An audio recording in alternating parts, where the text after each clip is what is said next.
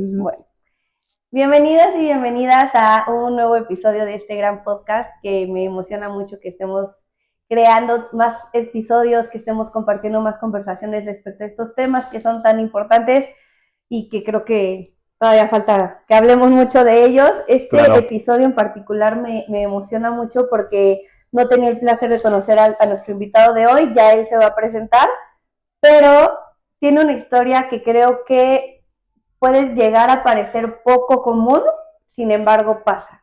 Por eso es importante que lo escuchemos, que conozcamos de su historia y nos abramos también a poder compartir esto con más personas, este tipo de mensajes con más personas.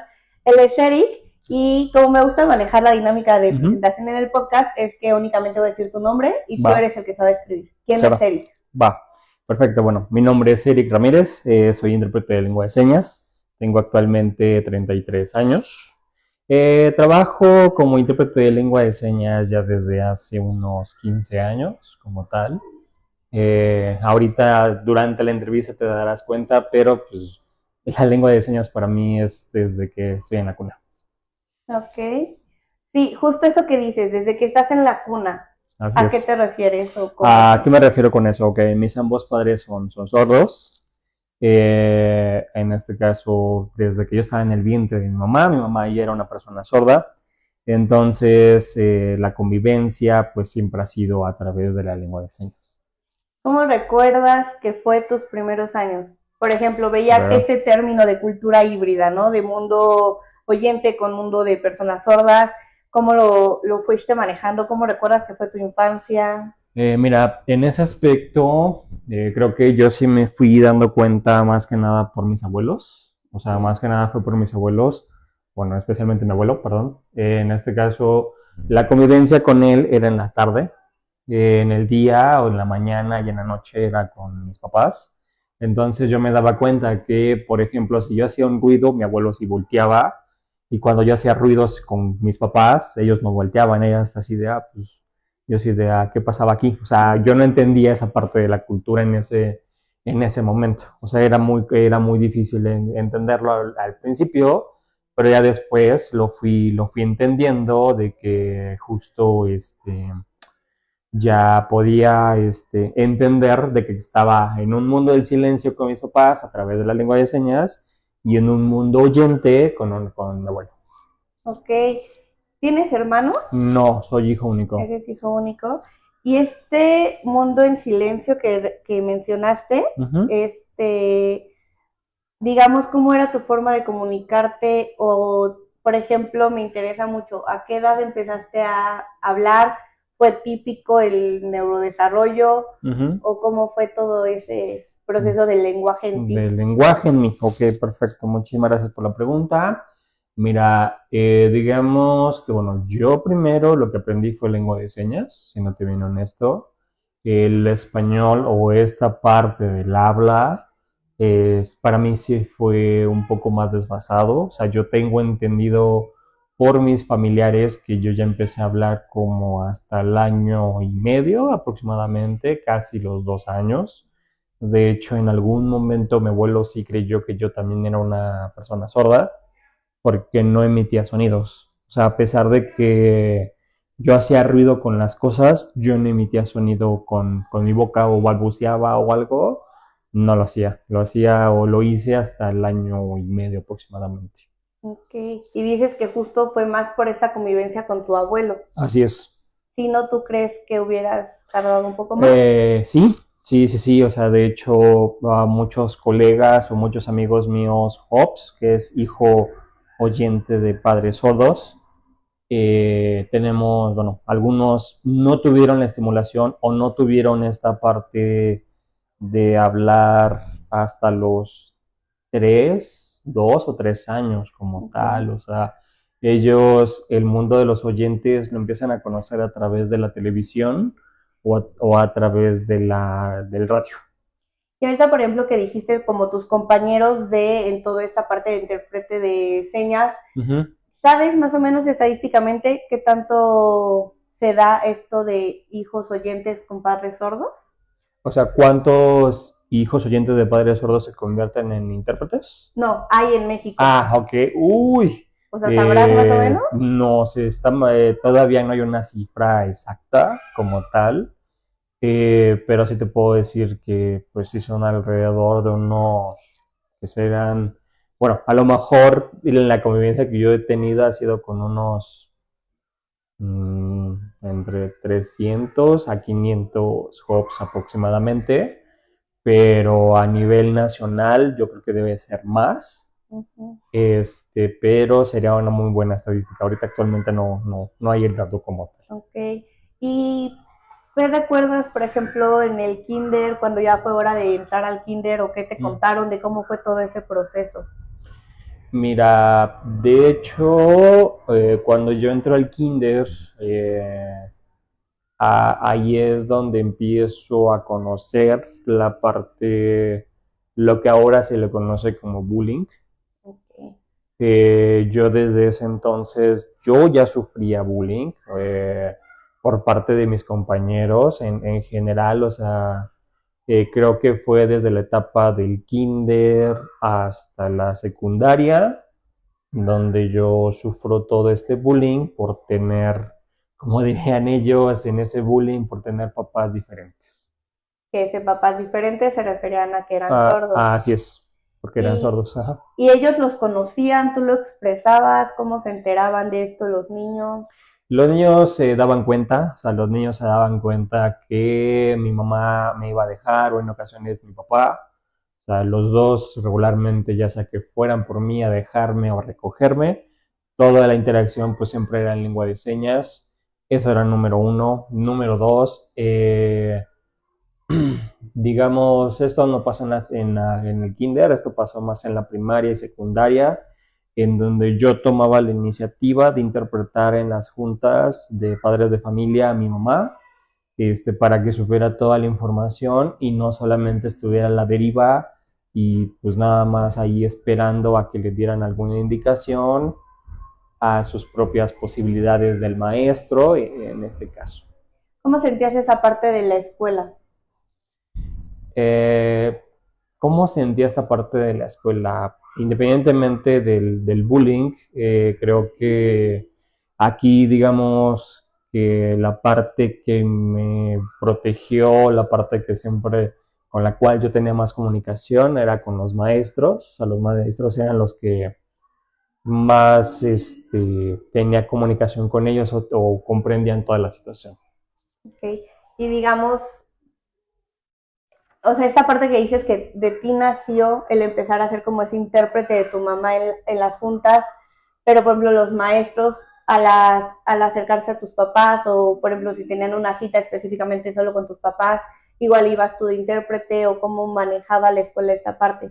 Ok, muchas veces cuando ya era un asunto como más personal, o sea, que los maestros o el director querían hablar directamente con mis papás, a veces era a través de escritura, o sea, todo se escribía a través de escritura. Los maestros no trataban de que yo les fuera a interpretar. Regularmente cuando les daban citas a mis papás, se los daban así súper programados como de 2, 3 semanas para que mis papás consiguieran intérpretes de lengua de señas y no necesariamente tendría que ser yo. Ok.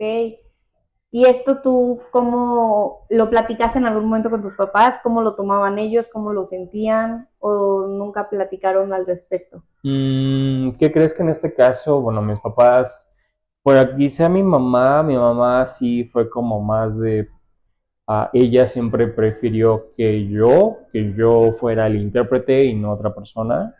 Al sentido contrario, mi papá, él se oponía, él decía, no, prefiero traer otro intérprete o prefiero comunicarme a través de la oralización o a través de otros medios, pero sin la necesidad de que yo estuviera. Como la oralización. Ok, ¿cómo la oralización? Me refiero a esta lectura labiofacial. Ok. A sí, él en este caso me decía oralización, pero la realidad es una lectura labiofacial porque él sí tuvo más esta parte de terapia de lenguaje que mi mamá. Ok. ¿Y por qué crees que tu papá se oponía a que el intérprete fueras tú? Esta parte creo que nunca se la pregunté, o sea, siéndote bien honesto, esta parte nunca se la pregunté. pero tengo la idea a lo mejor de que a lo mejor no quería que escuchara ciertas cosas. Ok. Eh, pero hasta ahí es como yo lo puedo entender. Digamos, serían suposiciones, Ajá, ¿no? son sus posiciones Porque como también tal. yo pudiera decir, no, pues igual y era porque no quería como que te sintieras obligado, por así decirlo. ¿Mm? O en este caso, por ejemplo, de los hermanos de personas con discapacidad, Ujú, que hay esta creencia de que el hermano va a tener que cuidar del hermano ujú. cuando los papás ya no estén. Entonces, Claro. que tal vez tu papá no quisiera que tuvieras esa responsabilidad o que sintieras esa responsabilidad, también pudiera ser una suposición. Mira, pudiera ser sí, pero también hasta cierto punto. Porque también con mi papá, yo creo que esta ya fue más en la parte de la adolescencia, un poquito, no, ya será un poco más grande, en donde yo sí sentí que tenía toda la responsabilidad de la casa, de los gastos, no en el sentido de que yo tenía que trabajar, no, sino que yo tenía que avisarles cuando se pagaba, cuando tenían ciertas citas, ciertas cosas, o sea, creo que eso ya fue más entre la adolescencia y la juventud, o sea, aquí sí, me dejaron casi toda la responsabilidad de la casa, de los trámites, y regularmente aquí sí fue por parte de los dos, de decirme, en algún punto, los dos sí me dijeron, es que es tu responsabilidad porque tú eres oyente. Entonces, en ese momento yo no di ni réplica, ni dije nada. Eso ya lo dije, creo que llegando a los 20, cuando le dije, hey, no, o sea, creo que aquí esto es parejo. En este caso, ya no me avienten la bolita porque yo no soy el papá aquí, yo no soy el que genera, son ustedes. Entonces, les dije aquí, les regreso la bola a ustedes de responsabilidad en cuestión de la casa, en cuestión de los trámites. ¿Por qué? Porque en ocasiones mi mamá ella sí fue muy de que ella siempre cree o tiene esa creencia de que como el mundo no es accesible para ella, no puede hacer sus cosas sin un intérprete de lengua de señas, a diferencia de mi papá, que él dice, pues yo como pueda, pues yo veo la manera de poderme comunicar. O sea, digamos que esta parte un poco como exclusión la puedes percibir de forma diferente en tu papá y en tu mamá. Sí. O sea, en tu mamá lo sientes que es más ella misma la que se limita o se excluye, Sí. a diferencia de tu papá que dice, no, mi discapacidad no me va a definir, no va a limitarme a ser parte de la sociedad a la que pertenezco. Así es. ¿Qué fue lo que te llevó a tomar esa decisión de poner el límite o cómo fue que te diste cuenta que tenías que poner ese límite de soy el hijo, no el papá ni la mamá aquí? Ok, ¿cómo pude poner ese límite? Creo que me empecé a dar cuenta en algún punto cuando, cuando yo ya sentía que cuando llegaban los recibos, cuando llegaban las cosas escritas, todo era como de, ni siquiera hacían el intento de ellos leerlo, ¿no? Es como de, vas, léelo tú esto, tú el otro, y es como de, ok, dije, adelante, no pasa nada, pero también sentía que ya me estaba absorbiendo muchísimo tiempo mío en cuestión, a lo mejor yo tenía otras actividades y era como de, no, o sea, tienes que atender esto porque lo tienes que hacer, y les dije, a ver, no, espérame, o sea, yo también tengo cosas que hacer. Entonces fue cuando yo ya empecé a poner límites. A lo mejor muchas veces, o sea, en la actualidad, todavía me llegan a decir es que mm, ha habido reclamos que se me han dicho en ocasiones de que tú eres muy egoísta, pero no les he dicho, es que no soy egoísta, simplemente yo ya estaba buscando mi espacio y mi tiempo. Sí, tenías que ver también por ti, porque finalmente bien dicen, los hijos son prestados. Y creo que está para esto que mencionas, porque esta frase de los hijos son prestados, como que se escucha, pero en personas neurotípicas, familias neurotípicas, no cuando justamente hay papás con discapacidad y los hijos no tienen esta misma discapacidad. Digamos que, ¿cómo fue para ti todo este proceso de entender crecer con papás oyentes, pero que la sociedad era no, crecer con papás no oyentes, pero es pertenecer a una sociedad oyente y tú comunicarte con lengua de señas, pero también comunicarte con el español que decías? ¿Qué prefieres? ¿Cómo fue para ti como pues sí, vivir de forma mixta ambos ambos mundos. mundos. Mira, en algún punto a lo mejor estamos hablando de mi niñez, ahí sí fue compleja, ahí sí te puedo decir que ahí sí yo no entendía, o sea, la parte de los oyentes, la parte de los sordos, o sea, la lengua de señas y el español era como de, ah, caray, o sea, es un mundo distinto uno del otro, me fui acoplando al paso del tiempo. Eh, ya posteriormente, digamos que en esta parte de la adolescencia es cuando entiendo ambos mundos, o sea, y puedo mezclarlos sin ningún problema, o sea, no puedo decirte, ay, es que o preferí solamente hablar en lengua de señas o prefiero hablar en español, creo que no puedo hacer alguna distinción, creo que ambas entran. Uh-huh. Creo que en ambas me puedo expresar sin ningún problema. Pero, por ejemplo, hay como que ciertas cosas, o en específicamente, o sea, si me voy a la lengua de señas, en ocasiones como que la parte de las groserías las disfrutas un poquito más que a vos, digamos. Okay. Ajá, o sea, creo que el poderlo expresar no solamente con las manos, sino también con tu cara, con tu cuerpo, porque es una lengua visogestual, entonces te ayuda muchísimo. No había pensado eso. O sea, por ejemplo, había escuchado tipo de que les preguntan a personas que hablan de otros idiomas, les dicen que hablan inglés y español, ¿no? Ujú. Les dicen que en qué idioma prefieren decir groserías y todos dicen que en español porque pues, las groserías mexicanas son Ajá, las mejores. claro. Pero entonces las groserías en lengua de señas, también qué interesante. Sí. O sea, también nos bloquearían esa parte, pero si terminando me gustaría una grosería.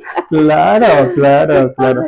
Y por ejemplo, el tema de los amigos, de socializar, te decías, por ejemplo, que tus compañeros se daban cuenta de tus papás, ¿te costó hacer amigos, confiar en las personas o no? No, creo que sí, el confiar en las personas sí me costó un poco de trabajo. Amistades o esta parte de poderme, ¿cómo decirlo? Poder entablar charlas o ser sociable, sí lo soy, así sí puedo hacerlo, o sea, sí puedo hacer amistades, sí puedo convivir con personas. La única diferencia es esta parte de la confianza, o sea, ahí sí me limito mucho, ahí sí siento que tengo un cierto como escudo, entonces ahí sí trato como de solamente darle entrada a los que sí son de verdad amigos, y aparte de justo, ¿no? Está esta parte sociable, si digo, si puedo entablar una charla, si puedo hacer amigos, pero justo mi límite está en que si yo llego a escuchar alguna burla hacia la discapacidad de mis papás, ahí es como de, aguántame, o sea, ellos aquí no tienen nada que ver. Entonces, si yo siento que si se van a enfocar simplemente en burlarse de mis papás o, por ejemplo, lo que a mí me decían, ay, es que en algún punto estos pseudo compañeros, amigos, o por eso digo pseudo, porque amigos,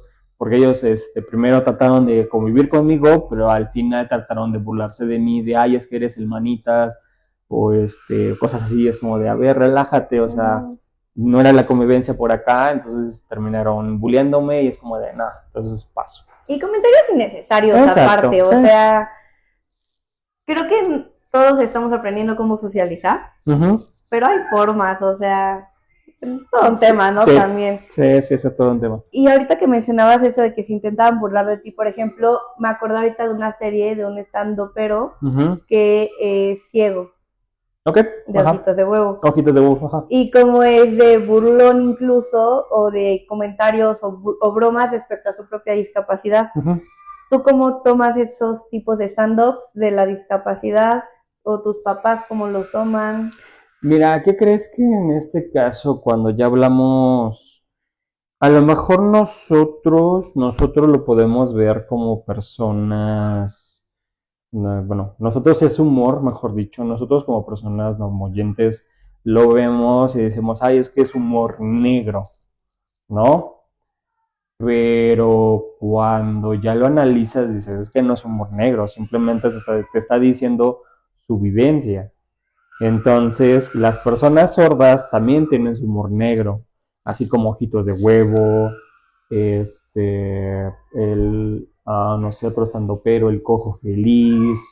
O sea, yo, por ejemplo, o sea, Eric, yo sí consumo ese tipo de comediantes, o sea, con alguna discapacidad, porque yo sé que me van a hacer reír en algún punto, pero mucha gente me dice, es que es humor negro, luego, no, es que no es humor negro, es humor que es vivencial, o sea, desde su experiencia. Como terapéutico. Como terapéutico, si lo quieres ver así, te está diciendo las cosas. Y tú, por ejemplo, si fueras estandopero, o sea, llevándolo hacia ese lado, como de qué te gustaría o de qué te reirías de lo que la gente te ha dicho, pero en este modo de desahogo, o sea, que en realidad te ha lastimado, pero que buscarías expresar de esa forma. Comentarios. Ajá. Uy, esa es muy buena pregunta. O sea, y no estaba planeada, pero nos fuimos por el tema del stand-up. Claro. No sé. Uy. O alguna experiencia que tú cuentes que te ha dado mucha risa de ser hijo oyente de padres sordos, con todo el respeto del mundo. Ok, ya. ¿Algún comentario? Pues es que como tal, a lo mejor esta parte o en esas experiencias no me ha tocado tanto así, siéndote bien honesto, no me ha tocado tanto. Creo que más que nada las experiencias, como yo me he divertido junto con mis papás, ha sido más esta parte de ir a un restaurante y simular que todos en esa mesa somos sordos. O sea, y ver la reacción de los meseros de, ¿y ahora qué chingados hago? Y es como de, saludo así o les hago así. Y es como de, mi papá me dice, cuando salimos a comer siempre me dice, no, tú cállate, o sea, tú no hables, tú no nada, hasta ver, o sea, cuál es la manera como la sociedad se va a acercar hacia nosotros, ¿no? O sea, es su forma de ver ellos como ese humor, si lo quieres ver así, porque al final se terminan espantando cuando yo termino hablando de, o sea, porque está así el mesero de volteándonos a ver y entonces empieza a señalar y yo no lo veo y volteo a ver a mis papás y entonces empieza el mesero a ponerse súper nervioso, luego, ya, hermanito, ya se escuchan los gritos de, hijo de tu, sí, pues disculpa mi hermano, simplemente quería ver cómo podrías hacer antes de que yo interviniera, o sea, antes de que yo pudiera intervenir, a ver, ¿cómo haces? O sea, ¿cómo puedes intervenir con ellos? Que puede ser entre chistoso y entre frustrante también. Claro. Yo creo que es como un sabor agridulce. Sí, un agridulce si lo quieres ver así. Me hiciste acordarme de que justo ves que cuando te mandé el audio que te contacté para el podcast, estaba fónica. Sí. Fuimos a una cena con mi abuela y yo le hablaba al mesero para encargarle algo de tomar y mi abuela, es algo muda, joven. Y yo, o sea, como obviamente no, pero mi abuela haciendo sus chistes, yo dije, no manches, abuela.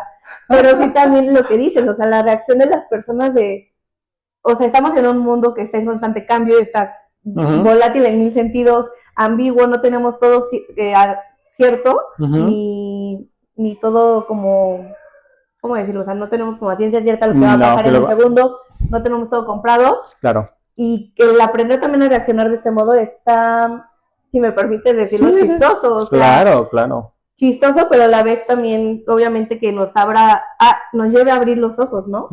De qué haríamos. En el banco también, o sea, yo ahorita que estuve afónica, por ejemplo. Claro. Sí te pones a pensar en ese tipo de cosas, ¿no? Sí, o sea, de hecho, cuando mis amigos se ponen afónicos, lo primero que hacen es bromear de, no, pues ahora sí voy a aprender lengua de señas, ahora sí voy a tener que comunicar en lengua de señas, tú vas a tener que hacerme intérprete y cosas así, y ya les digo yo bromeando, pues va, órale. Y otros me dicen, no, pues yo voy a tener que voy a tener como, voy a tener que irme con una pizarra en todo momento y irme comunicando, pero ahí tengo también una pregunta, por ejemplo, ¿todas las personas sordas saben leer y escribir? ¿O también obviamente puede haber un porcentaje de alfabetismo en ese lado? No, o sea, hay un porcentaje de alfabetismo, hay un porcentaje como de un 20-30%, Okay. sí es grande. Digamos que la comprensión del español de una persona sorda no es al 100. O sea, ¿a qué quiero llegar con esto? Muchas veces uh, cuando están leyendo un libro, solamente se van a enfocar en las palabras clave, Okay. nada más. Y en el momento que las personas sordas te escriban, ellos, o sea, en su manera de expresar el español, muchas veces no te van a conjugar las cosas, todo lo hacen directo, esa es una. Número dos, las personas sordas a veces sí te llegan a dar las palabras, en ocasiones te dan los conceptos de lo que te quieren decir de manera escrita. Porque en lengua de señas sí te lo pueden decir, pero ya de manera escrita a veces te desarrollan el concepto y no la palabra, en Okay. ocasiones. Y eso no te puedo decir, ay, es que pasa en todos. No, no, no. Ahí sí son casos muy Sí. exclusivos en donde sí algunos te van a desarrollar el concepto en vez de decirte la palabra. Te pongo un ejemplo. Hay un sordo que en ocasiones, él es siempre así, me llega a escribir de yo tarde voy, carros muchos. En vez de escribirme voy en el tráfico O voy o tarde. voy tarde por el tráfico, él prefiere desarrollarme el concepto para no decirme la palabra tráfico. Ok. O sea, también digamos que hay como un poco este voltear de las palabras en las oraciones. Sí, también. Ok. Pero más dices hacia el español, no tanto durante la lengua de señas. No, no, esto pasa más en esta parte cuando ellos se tratan de expresar en español. O sea, eso creo que siempre lo he dicho cuando doy capacitaciones, porque también he dado capacitaciones en sensibilización, en lengua de señas. Siempre trato de dejar ese énfasis. O sea, sí traten de comunicarse en español con ellos, pero traten de hacer como una lectura fácil para que ellos también lo puedan entender, porque si lo escribes con muchos artículos, con muchas cosas, se quedan de, no, o sea, simplemente van a leer la primera, la de medio y la final para poder entender toda la oración. Que creo que si lo ligamos mucho, por ejemplo, con las personas con autismo, lo que a las personas neurotípicas nos está enseñando es a que dejemos usar tanta paja para hablar y vayamos directo al grano. Así es. Tal cual. ¿Y qué retos, qué aprendizajes, desafíos has tenido en la vida desde este rol de hijo oyente, desde tus papás y desenvolviéndote en esta parte de que has buscado llevar un activismo de concientización sobre el tema, estas conferencias, capacitaciones que dices que has dado, cómo han sido, sobre qué han sido, qué mensaje como que buscas transmitir o cómo, de dónde te contactan para que las des, de dónde ves más interés por sensibilizar, por incluir, por todos estos temas y de dónde ves que realmente hay una apatía total. Ok, primero te respondo la parte de cómo ha sido, o sea, la parte.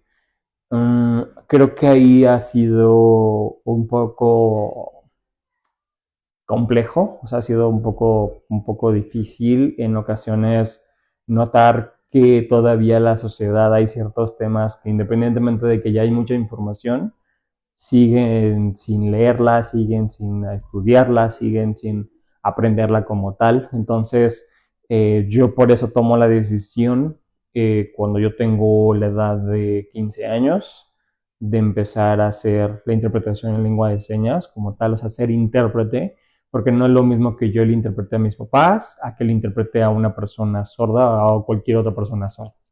Entonces yo por eso tomo yo la decisión de empezar a tomar cursos, diplomados, todo lo que haya en ese momento para yo poderlo ya hacer de una manera más profesional. Eso es en ese aspecto. Ahora, sobre la parte de las conferencias, cómo nos contactan, cómo impartimos estos cursos de lengua de señas, todos a través, bueno, ya llevamos 10 años con Inclusión Creativa. Okay. Es una asociación de una amiga, colega, Miriam Cuellar. Así nos pueden encontrar en redes sociales como Inclusión Creativa.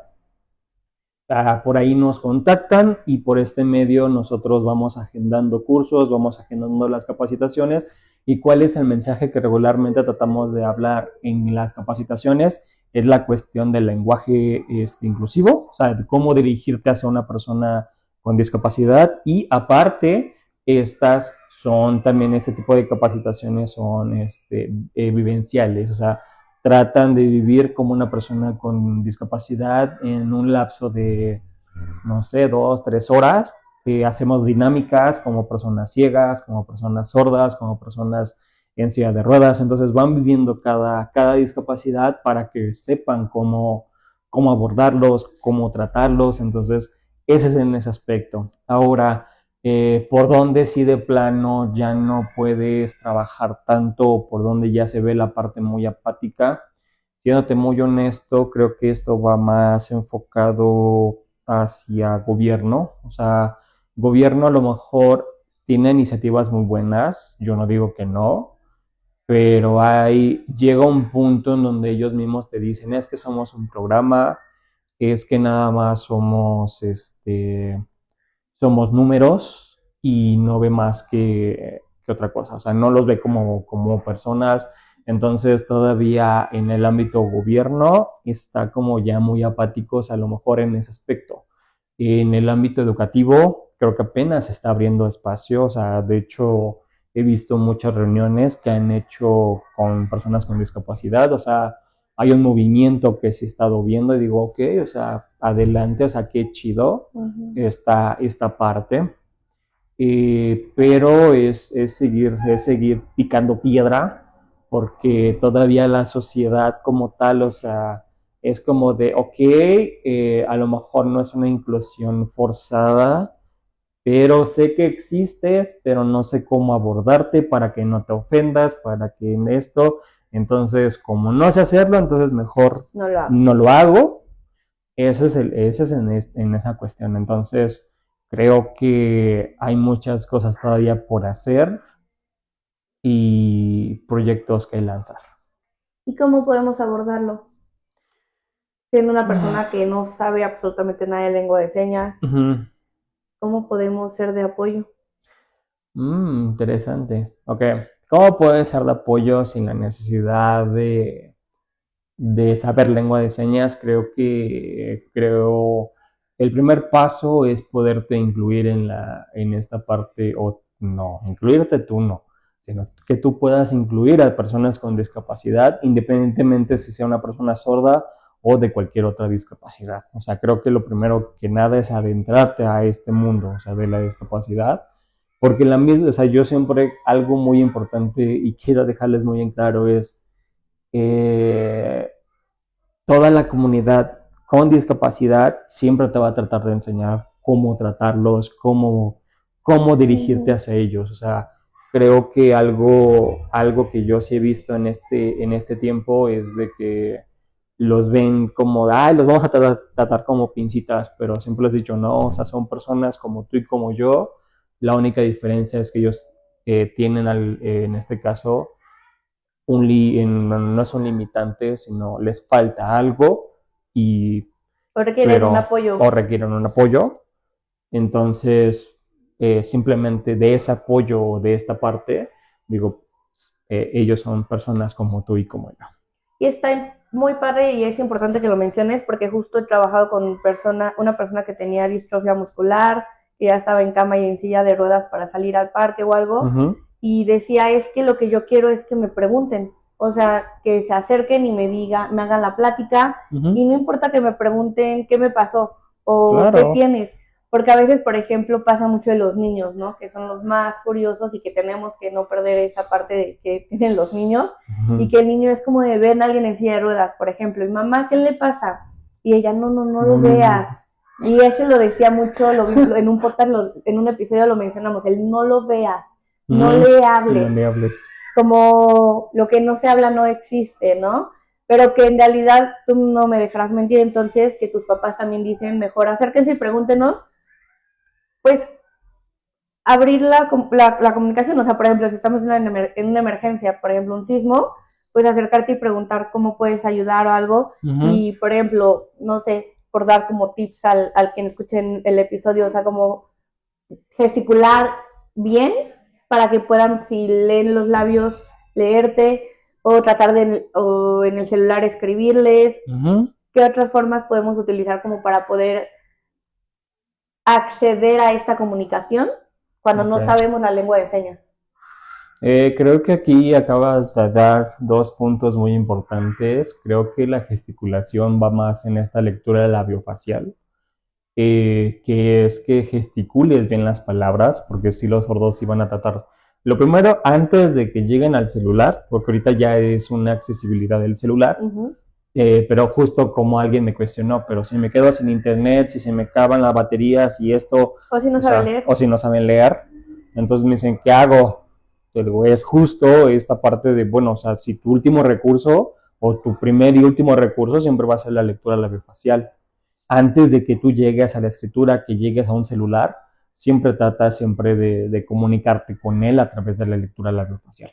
Okay. Y también, o sea, algo muy importante, o sea, creo que también la parte de la mímica, o sea, la mímica que nosotros hemos visto o conocido, también te funciona. ¿Por qué? Porque también es una forma, es una lengua o un lenguaje, digamos, que todos tenemos, porque regularmente muchos me dicen, es que es el lenguaje, y ya les digo, no, porque obviamente tiene una historia, una cultura. Un lenguaje, pues creo que todos tenemos un lenguaje, o sea, que existe el lenguaje corporal, facial. Entonces, yo creo que este lenguaje de la mímica, yo creo que todos los tenemos. O sea, sin tú saber lengua de señas, yo te puedo decir, a ver, sin tú saberlo, dime comida. Entonces me vas a decir, pues me llevo algo a la boca. Si yo te digo bebida, pues vas a simular un vaso, vas a simular una botella con esto. Entonces, también la mímica funciona. O sea, no solamente pienses en el recurso de la lectura facial, del español, no. Si en ese momento puedes hacer la mímica, hazla. Que es como, por ejemplo, si vas a otro país y no te sabes el idioma de ese país y no llevas tu celular para un traductor, pues buscas con señas darte a entender, ¿no? Exacto. Entonces también que no seamos tan cerrados y no nos limitemos. Una vez escuché una frase que me gusta, tú me dirás cómo la interpretas, de que hay veces que es mejor ser imprudente que indiferente. Claro, ahí sí. Yo soy de esos. Yo lo llevo a cabo, o sea, yo prefiero ser imprudente hasta incluso con las personas con discapacidad. O sea, tú como lo acabas de decir, cuando tú conoces a una persona con discapacidad en silla de ruedas, una persona ciega, siempre dices, ¿y si lo ofendo? ¿Y si se molesta? ¿Y si esto? Cuando la realidad es otra, es como de, ya están tan acostumbrados, pues adelante, o sea, pregúntame, o sea, no pasa nada, o sea, es lo mismo que llega a pasar conmigo, o sea, cuando me ven hablando en lengua de señas o que ven que interpreto, me dicen, ¿y cómo? Ay, pero mami, no te hablo. Te hablo, para empezar, te hablo o no te hablo, eso es para empezar. Número 2, ¿cómo aprendiste? ¿Sí te lo pregunto o no? Pues ya pregúntame cómo aprendí lengua de señas. Y regularmente cuando yo respondo, es que pues yo vengo de papás sordos, esto y el otro, luego, en vez de que yo sea el ofendido, ellos se ofenden de, ay, perdóname, no sé qué, luego, pero ¿por qué pides disculpas? ¿Por qué te sientes mal cuando yo no me acabo de sentir mal? Yo al contrario, o sea, yo no me siento chico, o sea, yo al contrario, o sea, me siento orgulloso de poder haber crecido en una familia bilingüe, y no me puedo decir, es que ¿por qué nací en este mundo? No, la verdad es que lo disfruto y cada vez que alguien me lo pregunta, pues yo lo expreso, aunque la persona termine diciéndome, ay, pobrecito, no sé qué, cuando no. Aparte está bien chistoso que digas eso, o sea, como con las personas con discapacidad sí se ponen a pensar en no lo vaya a ofender, pero entre personas neurotípicas ni lo pensamos, ofendemos, agredimos y estamos como estamos, ¿no? Claro. Entonces está muy chistoso que lo digas, como hay veces o convenientemente, hay veces que sí usamos ese valor de no vaya a incomodar y que el respeto y no sé qué, pero como digo, convenientemente, ¿no? Pero claro, en otras ocasiones, bien, gracias. Y hablando, por ejemplo, ahora de la carga emocional que representa o mental de ser un intérprete en tu familia, de ser un hijo oyente, ¿cómo lo has llevado? ¿Qué tanto crees que ha influido en parte en salud mental? no sé, estos temas de ansiedad, una depresión, o cómo lo expresarías tú? Ok, si ya nos vamos a esta parte emocional, o sea, creo que mm, creo que ahí sí te puedo decir que casi todos mis compañeros, o sea, no puedo decir que a excluirlos. Creo que algunos hemos llegado a sufrir ansiedad, otros sí hemos llegado a esta parte de depresión. Yo en mi caso solamente he sufrido ansiedad, algo que también todavía estadísticamente no está comprobado, pero digamos que es un estudio que pensamos hacer un poquito más adelante, pero sí lo pensamos hacer. Hemos detectado de que casi, no todos, pero la mayoría de las personas HOPS, hijos de padres sordos, creo que tenemos algún rasgo de TDA o TDAH en algún caso, en algunos casos.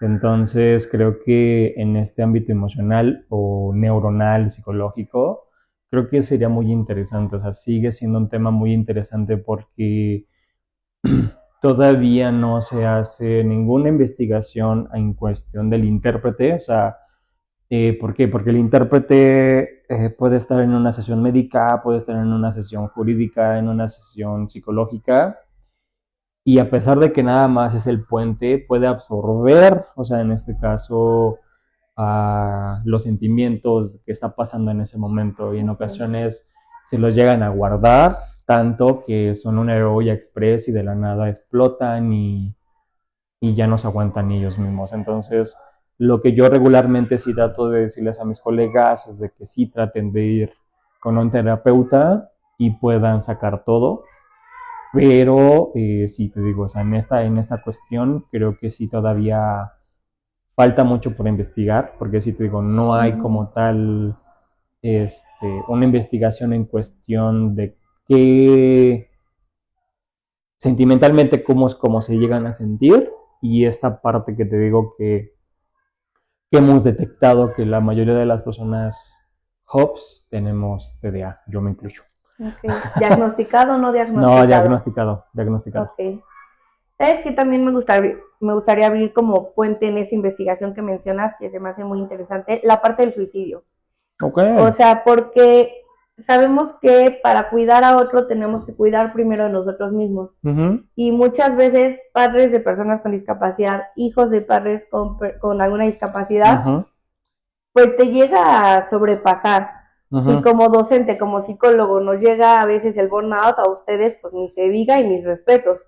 Pero también estaría interesante justo esto que dices, cómo lo viven emocionalmente esas personas y qué tantos intentos de suicidio o suicidio hay por esta misma cuestión de la sobrecarga que llegan a tener las personas, los hijos, o también la parte del bullying, o sea, que Ujú. tú, ¿qué crees que hizo que pudieras sobrellevar el bullying en esas etapas de tu vida, siendo aparte hijo único? Porque como que cuando tienes un hermano, tienes alguien que te entiende Ujú. o con quien compartes una misma experiencia, Ujú. pero siendo hijo único, ¿cómo crees, digámoslo, que no sé si suene malo o no, pero que te salvaste de haber caído en esa posible depresión o en ese posible burnout de toda esta carga emocional? Mira, ¿qué crees que en ese aspecto, siéndote muy honesto, creo que yo esas emociones, o sea, esa parte del bullying, toda esa parte que yo llegué a sentir, yo la expresaba con agresividad, o sea, y como yo te lo comentaba hace un momento, a lo mejor eso no pasó en kinder, pero lo que fue de primaria a secundaria, tú le podías preguntar a mis tíos, a mis primos, y yo siempre me la vivía en la dirección, porque yo terminaba golpeando a mis compañeros, todos, o sea, yo en esta parte, o sea, me volví de alguna cierta manera intolerante, ya sabes, después lo entendí, o sea, yo me volví intolerante, me volví explosivo, y por eso, o sea, a mis compañeros que tantito me burleaba, pues me los terminaba madreando, perdón por la palabra, o sea, los terminaba golpeando por lo mismo, o sea, porque yo no tenía otra manera de cómo expresarlo, o sea, esa era mi manera de cómo expresarlo, o sea, soltando, golpes, era la manera como yo lo expresaba. Justo como tú lo dices, o sea, al momento de no tener con quien compartirlo un hermano cercano, a lo mejor ahí sí le agradezco a uno de mis primos que ya falleció. Él fue el único que en algún punto él fue quien soportaba toda esta parte emocional y esta parte que cuando yo me desahogaba, con él yo lo podía hacer. ¿En tu familia hay otras personas sordas o solamente tus papás? Ok, del lado de mi mamá, sí tengo, bueno, sería mi mamá y dos hermanos más ¿De tu mamá? de parte de mi mamá, solamente que uno es una persona hipoacúsica y ¿Qué es hipoacústica, perdón? no te preocupes, esta persona, bueno, mi tío es una persona que solamente perdió, o digamos que una parte de su audición. Él con aparatos auditivos puede escuchar.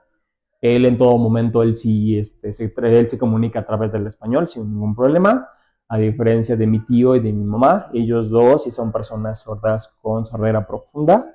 Ellos sí no escuchan absolutamente nada, o sea, les pones las audiometrías y lo pones hasta el último nivel y solamente llegan a escuchar muy poquito. O sea, las personas, digamos que con sordera profunda, solamente llegan a escuchar como que torretas, o sea, como de ambulancias, bomberos. Por ejemplo, con la alerta sísmica. ¿Qué crees que no? O sea, ahí sí te puedo decir, siéndote muy honesto, creo que la mayoría de las personas sordas se enteran más por las aplicaciones que por la alerta sísmica como tal. Que en un episodio de accesibilidad lo hablábamos, o sea, debería de haber algo, no sé, luces o Luces, así es. algo para realmente, pues es que es algo natural a lo que todos nos enfrentamos, un desastre natural que puede pasarle a cualquiera. Como dices, esa parte de los celulares creo que hace una gran accesibilidad para que notifiquen, pero y cuando no notifican, y cuando no tienen internet. Exacto. Ok, sí, porque tenía también esta duda de saber cómo actuaban. Por ejemplo, tus papás te han contado, no sé, en el terremoto del 85 no había celulares, No, no había ni siquiera alerta sísmica. claro. ¿Cómo han llevado esta parte ellos de los desastres naturales? Ok, bueno, en el caso de mi mamá no estaba en el 85 aquí, ella estaba en este caso, en su estado natal, que es Villahermosa o Tabasco. En el caso de mi papá sí sufrió el 85 en Ciudad de México.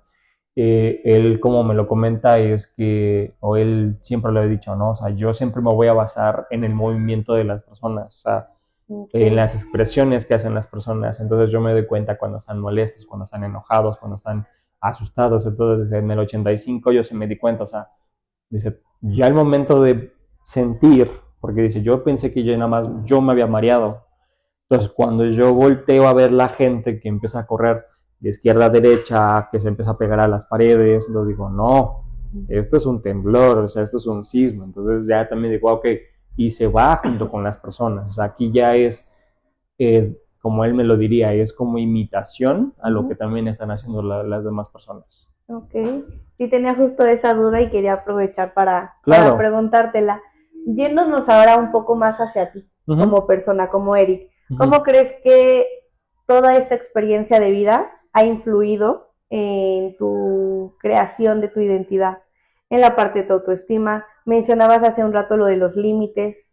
¿Cómo lo has llevado? Crear tu propia identidad de ti. Ok, en esa parte creo que la identidad, o sea, ser un hijo de padres sordos en algún punto, creo que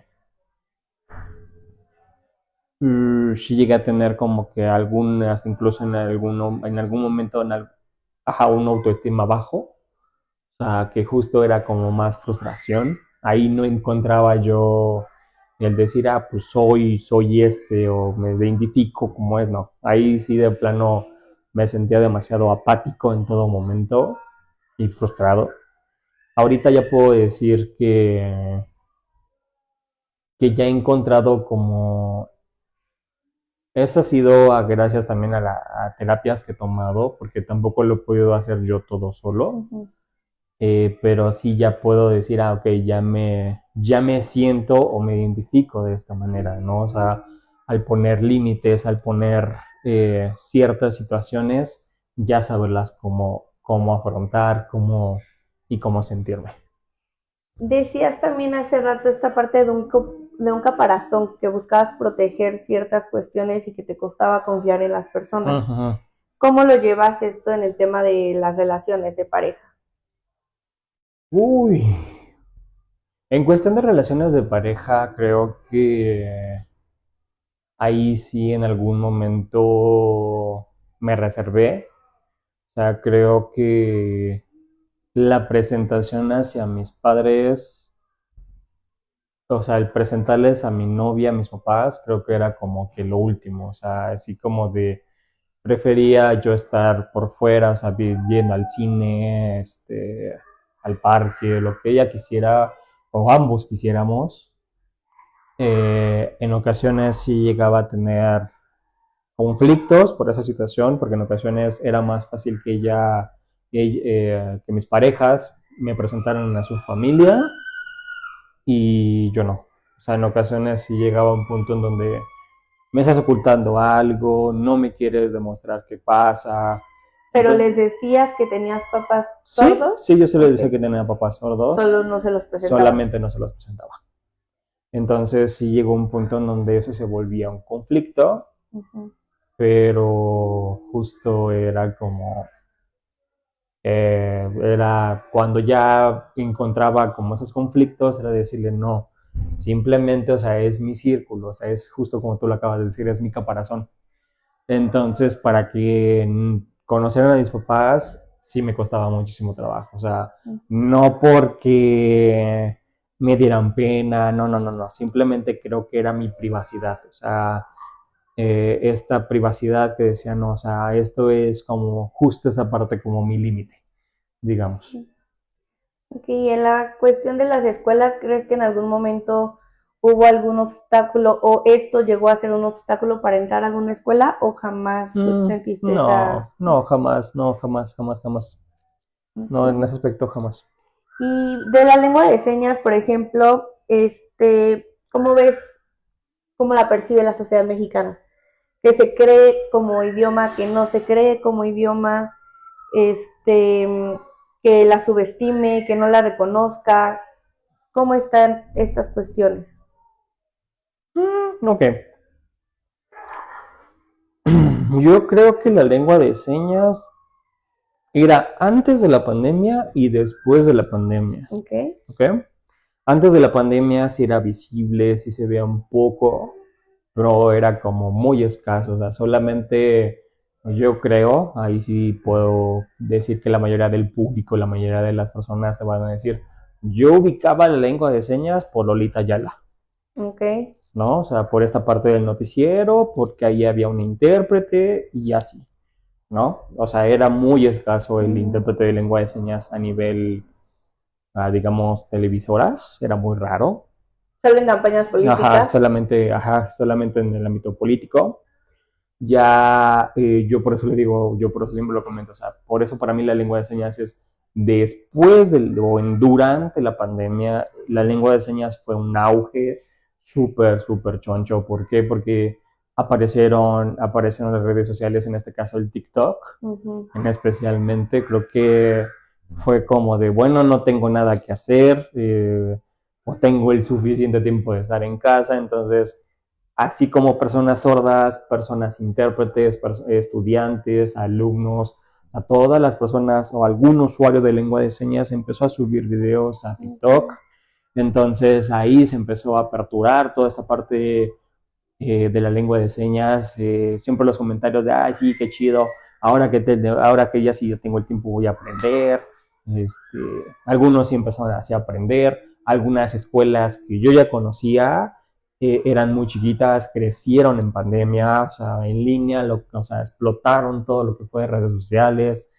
Eh, entonces yo sí me di cuenta que en este caso la sociedad, digamos que sí sabía que existía la lengua de señas, pero no sabía por qué canales o por dónde poderla estudiar, porque solamente, o sea, si tú le preguntabas a una persona común, oye, ¿dónde puedo aprender lengua de señas? Te decían, pues vete con a algo de educación especial, ¿no? O sea, vete con una psicóloga o vete algo de alguna, con alguna maestra de educación especial o vete por acá porque no sabían en realidad en dónde poder estudiar lengua de señas hasta durante y después de la pandemia. Ok, qué interesante también esto, ¿no? Como la pandemia no solo vino a partirnos en cuestiones de hacer terapias en línea y todo esto, sino también como vino a ser un beneficio para ustedes. Así es. Y, por ejemplo, en México, ¿qué tanto crees que hay esta real o falsa inclusión en todos los servicios? Tú decías ahorita en restaurantes, pero también, por ejemplo, en los medios de comunicación, en los servicios de salud, en los servicios jurídicos, psicológicos. Mira, respondiendo esta pregunta, creo que va relacionado a lo que te acabo de comentar, o sea, justo esta visibilización que se hizo durante y después de pandemia. Creo que a partir de ahí, en muchos, bueno, si hablamos de telecomunicaciones, creo que ahí se abrió el espacio del intérprete de lengua de señas para que la persona sorda pudiera enterarse de qué se estaba diciendo en cada conferencia de salud, porque sí llegaba un momento donde ellos también entraron en pánico como cualquier persona neurotípica de, sí, vamos a comprar papel, papel, papel, y sí llegaban a preguntarme a las personas sordas, oye, ¿y cómo, por qué el papel? O sea, que no importa la comida, no importa el agua, el alcohol, otra cosa que no sea papel, porque en ese momento fue como de, no, pues papel, papel, y es como de, ajá, ¿Y por qué papel? ¿Y por qué papel? Ajá, y entonces fue como de, ok, y entonces creo que yo y muchos colegas intérpretes tuvimos que empezar a interpretar todo lo que se decía a través de redes sociales, de lo que se decía en noticieros. Nosotros lo escuchábamos, lo interpretábamos para que toda la comunidad sorda supiera y entendiera el por qué la sociedad empezó a hacer eso. Que también lo lleva, como bien dijimos hace rato, a la parte del burnout, de la sobrecarga emocional. Así es. Porque, o sea, ser receptor, aparte emisor, receptor, emisor, como que sí. También ustedes, pues no quiero decir padecieron, pero sí lo tuvieron que llevar de una forma como cuidándose también ustedes mismos. Así es, y entonces te digo, en cuestión de telecomunicaciones, ahí se hubo la apertura. Digamos que en el ámbito médico, así como hace unos momentos me hiciste una pregunta de dónde está muy agotado o dónde no se puede trabajar, creo que digamos que es, como te lo he comentado hace un momento, ha sido parte gobierno y parte médica. Todavía en parte médica es muy complicado que sí se siguen capacitando, o sea, yo sí lo reconozco, hay enfermeros, hay doctores que sí se están capacitando en lengua de señas, pero solamente como usuarios, entonces todavía les cuesta poder hacer una charla, una interpretación como tal, entonces todavía aquí, por ejemplo, en el ámbito médico, sí todavía tienes que ocupar a un intérprete de lengua de señas, y yo siempre lo he dicho, que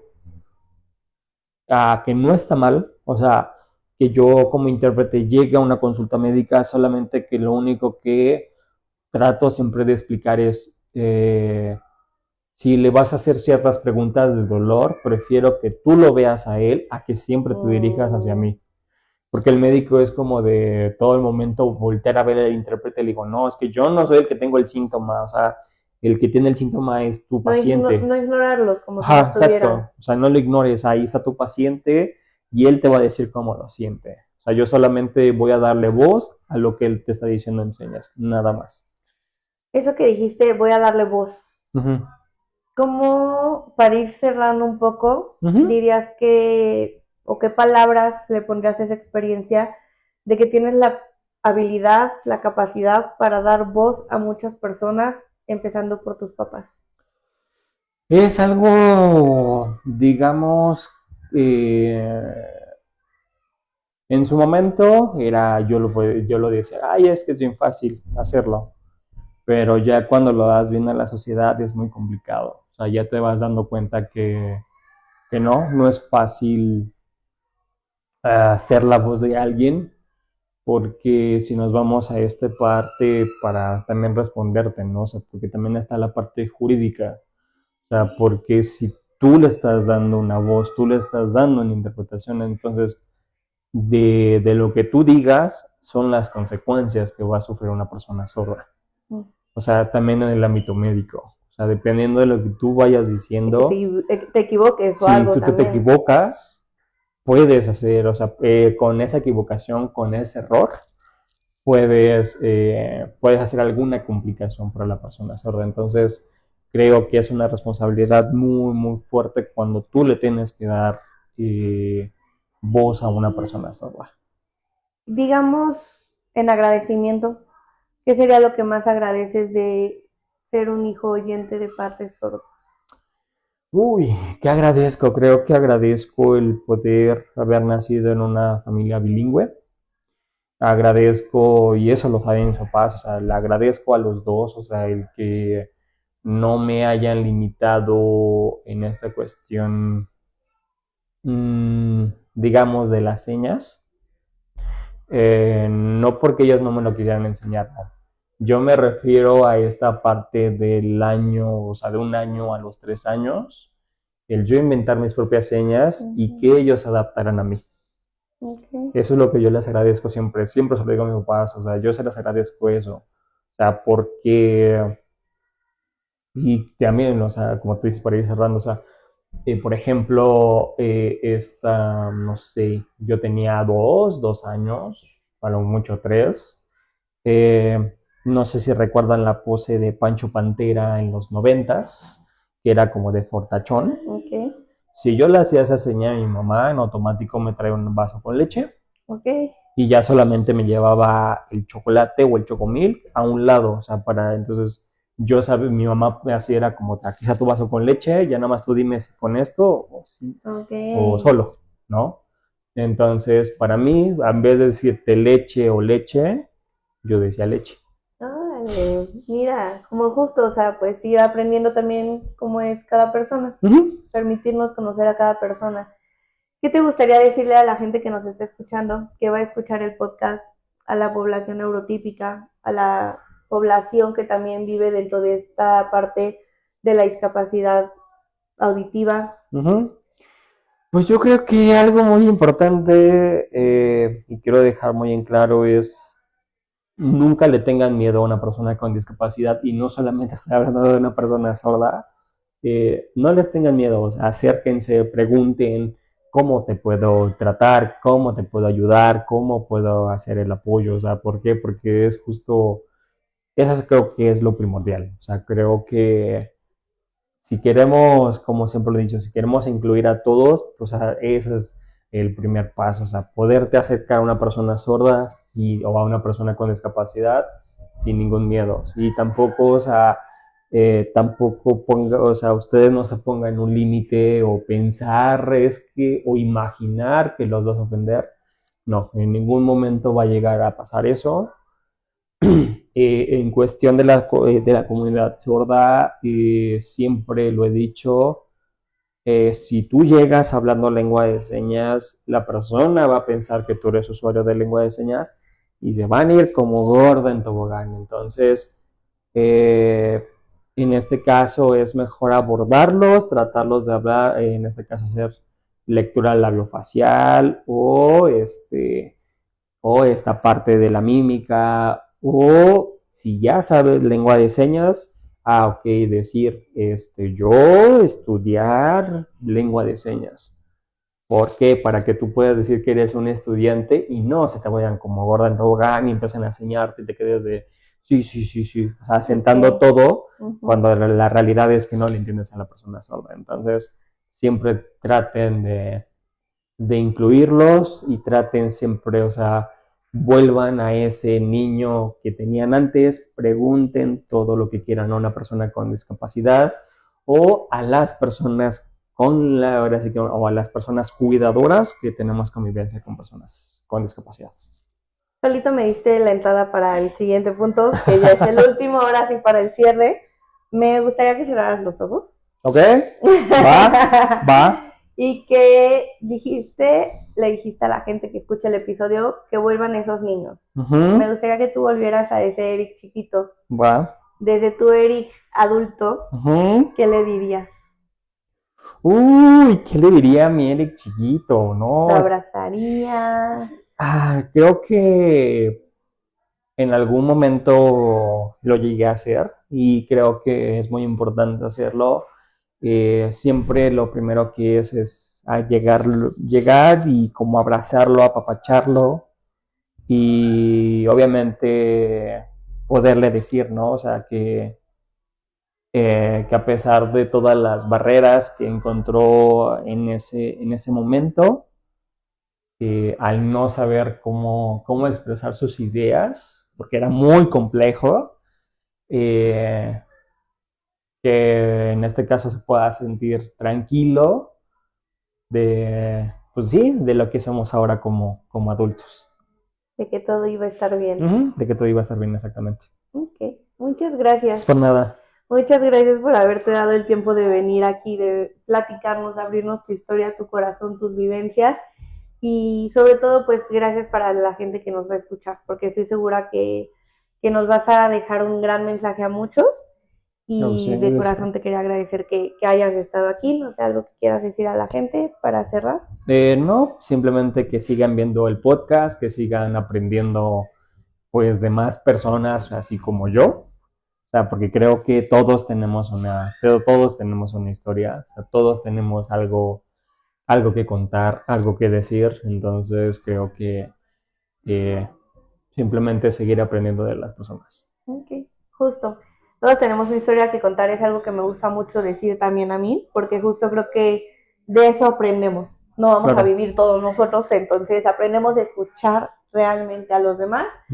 Y pues bueno, gracias por habernos acompañado hasta el final de este episodio, por acompañarnos en el podcast. A los que no se han suscrito, por favor, suscríbanse, porque es súper importante para que podamos seguir creando este tipo de conversaciones, este tipo de diálogos, y que también me interesa que ustedes se incluyan, que en los comentarios nos dejen sus opiniones, mensajes para nuestros invitados, preguntas, dudas, temas que quieran que abordemos. Entonces, al suscribirse y compartir nuestro canal, nuestros videos nos ayudan para poder seguir abriendo, visibilizando más estos temas. Y pues nos vemos hasta el próximo episodio. Muchas gracias. No, de gracias a ustedes. Gracias.